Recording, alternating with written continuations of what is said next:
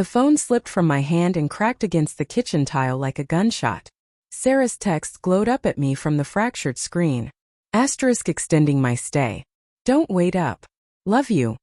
Asterisk. The words were hers, but the tone was wrong. Too clipped, too careless, like she'd typed it while walking away from me.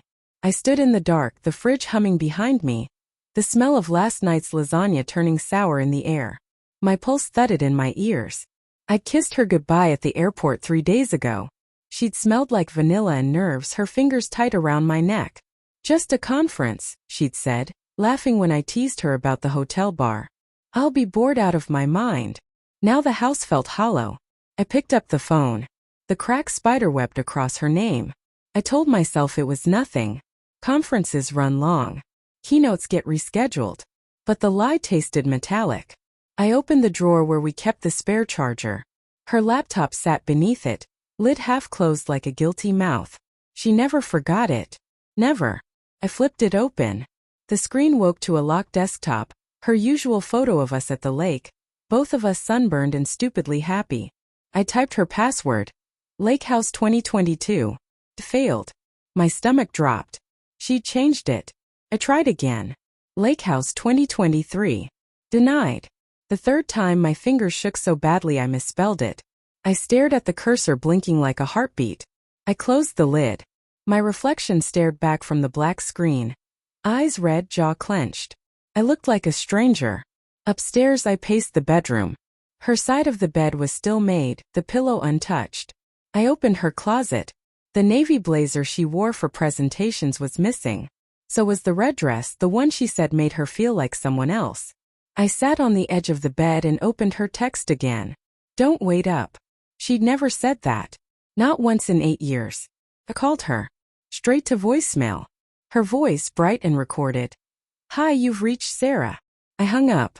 The silence pressed in. I could hear the clock in the hallway ticking like a bomb. I went back downstairs. The laptop stared at me. I opened it again.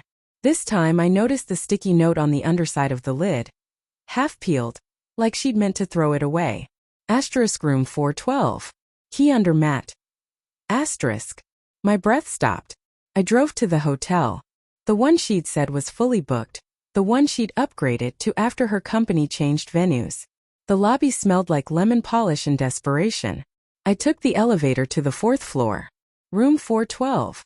The key was there under the mat. Cold metal in my palm. I slid it into the lock. The click echoed like a verdict. The room was dark. The curtains drawn. The air thick with her perfume, vanilla but sharper now, mixed with something musky and male. On the bed. Her red dress crumpled. One heel kicked off near the bathroom. And then I saw them. Sarah. And Mark. My best friend since college. The one who'd stood beside me at our wedding. Who'd toasted to forever with tears in his eyes. They were asleep. Tangled. Her head on his chest. His arm around her waist like it belonged there. I couldn't move.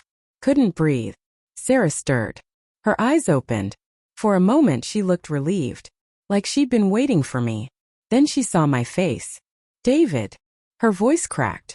Mark woke blinking, confused. Then recognition hit him like a slap. I backed away.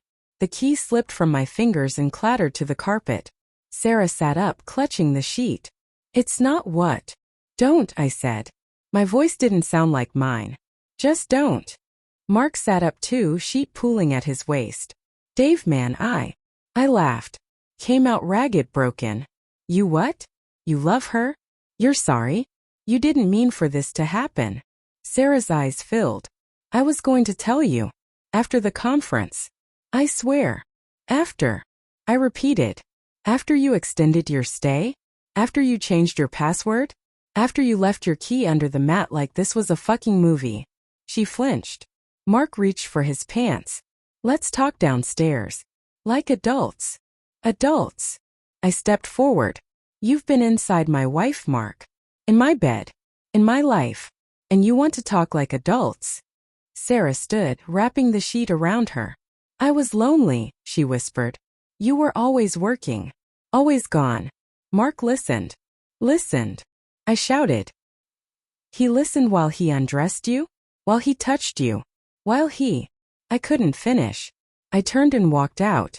In the hallway, I leaned against the wall. My legs gave out.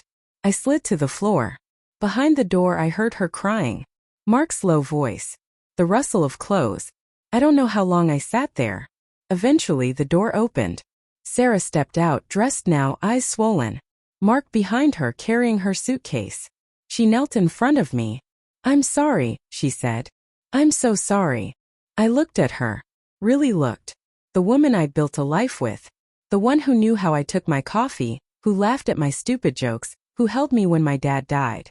She was a stranger. I stood. "The lake house," I said. "That was our password. You changed it." She nodded, tears falling. "Why?" "Because I didn't want you to see the messages," she said. "The ones from him. The ones where I said I wished I'd met him first." The words hit harder than any punch. I walked away. In the elevator, I stared at my reflection. The crack in my phone screen had spread, fracturing my face into pieces. I didn't go home. I drove to the lake house. The one we'd bought with our first big bonus. The one where we'd made love on the dock under the stars. I sat on the porch until dawn. My phone buzzed. A new text from Sarah. Asterisk, I left the key under the mat.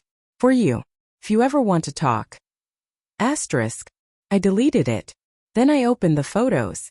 The one from our wedding. Her in white, me in awe. I stared at it until the sun came up. And then I threw the phone into the lake. It sank without a sound. Just like us.